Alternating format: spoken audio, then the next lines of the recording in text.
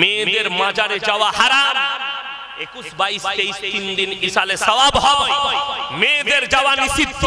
আর আপনি আপনার বউকে বাস ভাড়া করে খাজা বাবার মাজারে নিয়ে গিয়ে শুয়াচ্ছেন, আর আপনি বলছেন আমি দিন পেয়েছি, আপনি বলছেন ইসলাম পেয়েছি। একটা মৌলবি যদি দেখাতে পারে, শুনেলেন হাজী সাহেবরা বসে আছে, মক্কা থেকে মদিনা 470 কিলোমিটার রাস্তা। কত বললাম? 70। কটা মাজার দেখেছিল? একটাও নাই। আর আমার বাড়ি থেকে আপনাদের এখানে 140 কিলোমিটার, 140,000-এর বেশি। অবাক লাগে আপনাদেরকে বলে দিই, যখন আপনি বিদ্যাসাগর সেতু থেকে ঢুকবেন, ওইখানে দেখবেন সাঁতরাগাছি পেরিয়ে রোডের মধ্যখানে একটা মাজার। যখন আপনি বিদ্যাসাগর সেতু থেকে নামবেন ঘুরিয়ে, ওই মধ্যখানে এমন জায়গায় মাজারগুলো আছে যেন মাল চুল্লি এসে পড়ে। আর লরির ড্রাইভাররা হারাম করে নামাজ পড়ে না, মদ খায়, গাঁজা খায়, খৈনি খায়, গুটখা খায়।